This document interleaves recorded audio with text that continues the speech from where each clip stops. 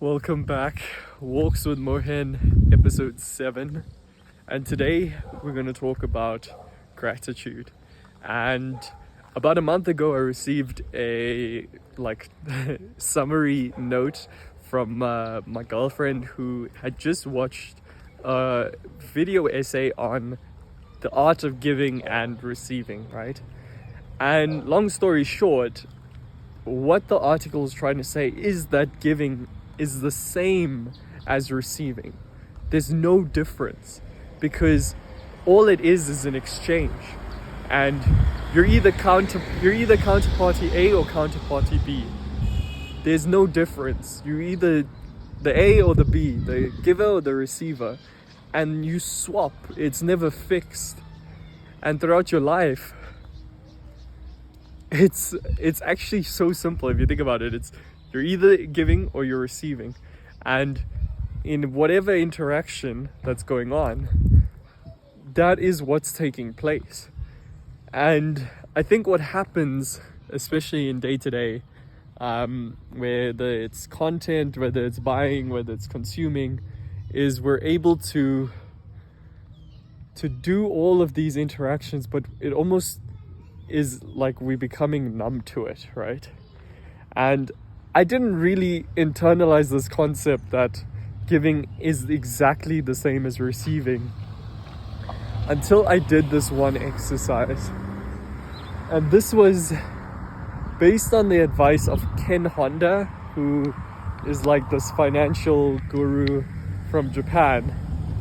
And basically his advice is to arigato your money, right? Both in and out. So when you receive money, you arigato it, so you show gratitude for it, or you internally say thank you. So whether you close your eyes and say thank you, whether you bow your head and say thank you, whether you bow your head and say arigato, that's up to you. But in this exercise, doing it both ways, when you receive and when you give, it's a very powerful way to align and come to that understanding that they're both the same thing. Because when you're grateful, when you're giving, you cannot be fearful of being without. When you're grateful for receiving, you cannot be fearful for like the idea that receiving is a bad thing, right? And for myself, that was something that I struggled with, culturally. I was raised in a environment where sometimes you got to show, you got to be reserved, right? And that's what I learned is when you're in someone else's house, you don't rush to ask for food, or you don't, not even just asking for food, it's just to receive, there's a hesitation before receiving in someone else's house. They could even be offering you biscuits or whatever, but then you taking it, there was a weird relationship there. So part of this whole exercise for me to go and be grateful whether I'm giving or whether I'm receiving, and it's not it was at first just the money, but then level 2 was being grateful just in day to day. Someone gives you biscuits, someone gives you a ride, someone gives you a piece of information. It's very powerful to change your relationship with everything around you. You see, by practicing that gratitude, you see physically how many things are going towards you, how many things are there that you don't notice, that just on autopilot you take for granted. So that's the one aspect of it. Obviously, the second aspect is you're building that practice of being grateful, and it'll be throughout the entire day as it happens that you're showing the gratitude, which is absolutely beautiful. That state of gratitude is so powerful. It's one of the most powerful states we can be in, next to a state of peace, or or a state of peace. the other states like fear and anxiety actually cannot exist when you're in a state of gratitude.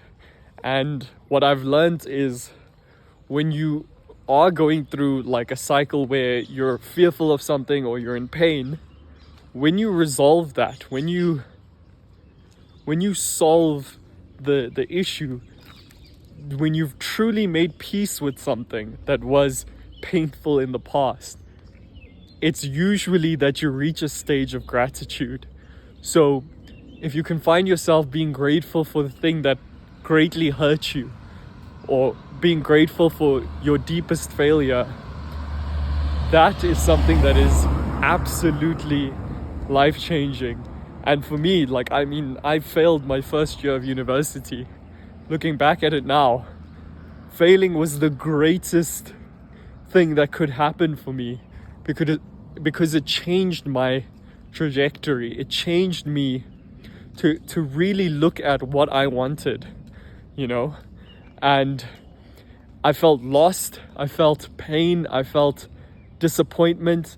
There was a bit of my ego that was hurt. And all of that just opened me up to the biggest change at the time. And it really helped me build a lot of character. And I just think that is beautiful. So that's something where if you've come full way, where you kind of feel bad, you feel grief, you go through all those stages, at the end is gratitude. And I can say without a doubt, I'm so grateful that I had failed that course, because it's changed my life. It made me a better man. So think about that as well. When there's anything you're struggling with, fear-wise, pain-wise, gratitude is something that can seriously, if you've built it up, you'll be better at finding that stage of gratitude at the end. And you'll know that once you do reach that stage of gratitude with something that was deeply worrying you, you've completed the cycle. Don't underestimate your influence. Peace.